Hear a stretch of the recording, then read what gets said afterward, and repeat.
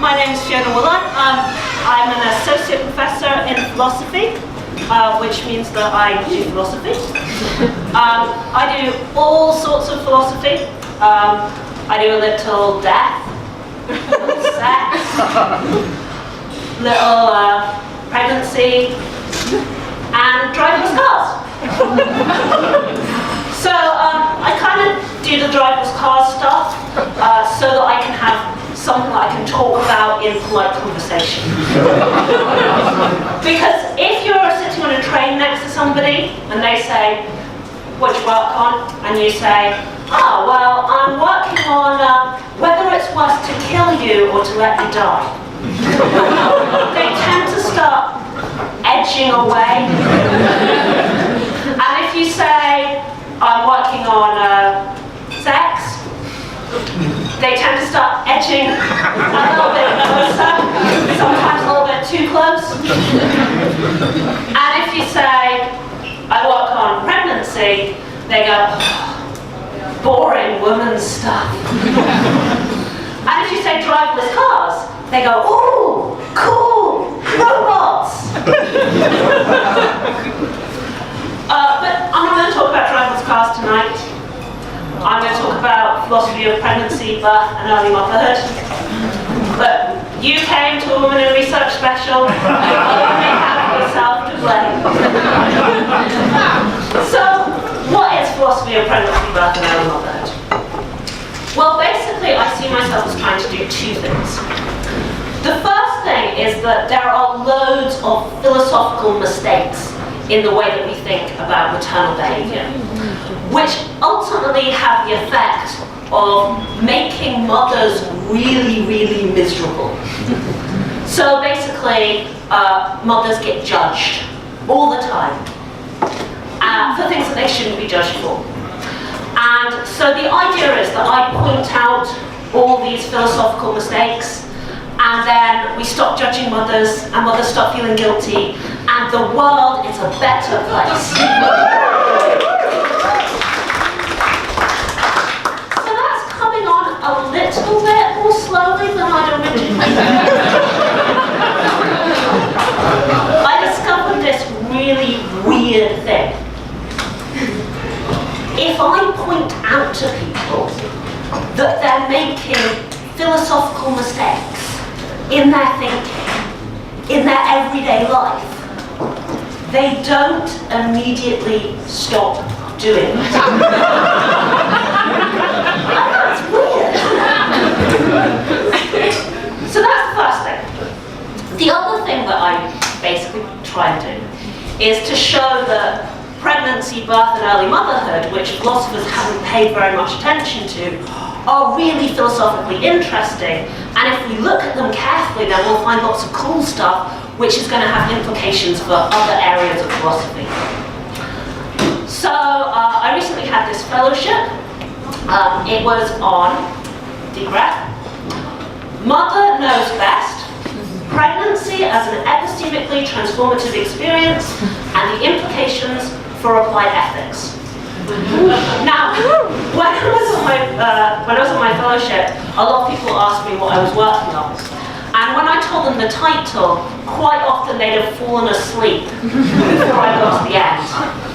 And the people who hadn't fallen asleep, quite often they just were confused by the long words.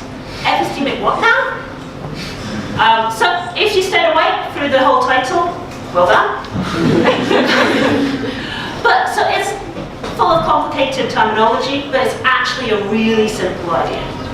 So an epistemically transformative experience is an experience which gives you knowledge that you couldn't have had without having the experience. And when I say that, anybody who's been pregnant says, yes, yes, pregnancy is an epistemically transformative experience. Because pregnancy is far, far weirder than you could ever imagine before being pregnant. Do you know what happened to me when I was pregnant? My feet got wider. I had to go up a shoe size, and I had to throw a whole load of of shoes away. It was devastating. I mean, you wouldn't have expected that beforehand. So basically, here's the thing about pregnancy. Normally, your body is basically on your side. Your body is normally working to kind of keep you happy. As soon as you get pregnant, that goes out the window.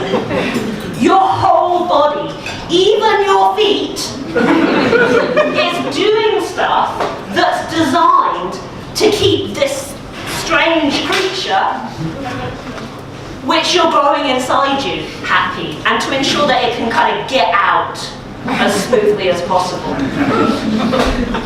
So pregnancy is really, really weird. And why does that matter, kind of philosophically? Well, philosophers haven't really taken pregnancy very seriously.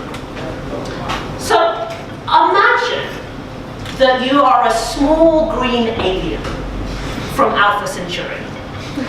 Let's call you Zarkon. So you come to work one day, and your boss says, Zarkon, I have a job for you.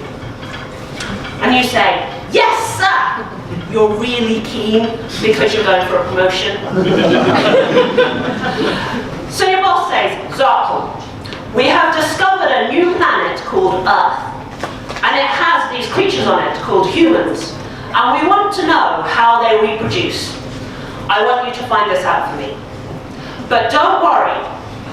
I have all the most influential philosophical papers written on the topic of the ethics of abortion for you to look through. Here you go. Thank you, sir. So you head off with your huge pile of papers. And you disappear for about 6 months before you return, dust covered but triumphant. And you say, sir, I have done it. It was not easy, but I have worked it out. This is how humans reproduce. Somebody, I think it's maybe a woman, but it's not clear. Somebody gets pregnant. And what this involves is lying in a cool white bed for 9 months with a small tube attached to your midriff and a teeny weeny little human, pretty much exactly like an adult human, only very, very small.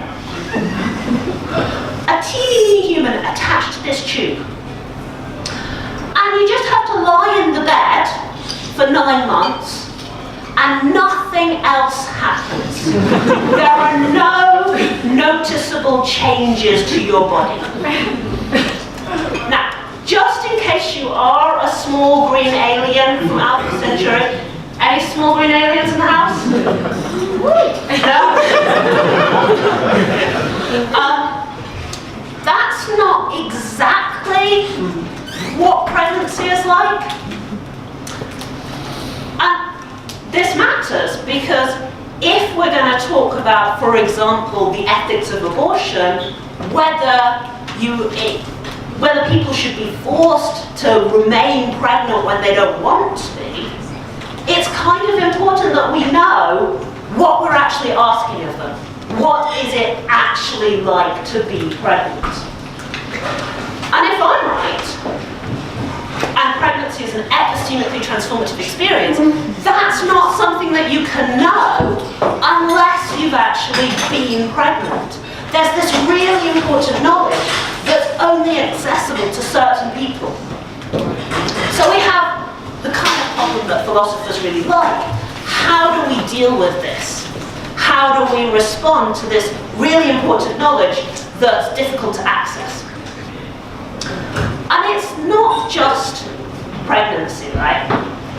It's not just the debate on abortion, because there are loads of other things in areas in applied ethics where we have epistemically transformative experiences that are really relevant. So, for example, dying of poverty, living in a land of conflict. All these are things that you might not understand if you've never been through them, and they're really important for applied ethics. And doing stand-up comedy, that's another attitude which might not be so relevant to applied ethics, but it's been a lot of fun. Thank you.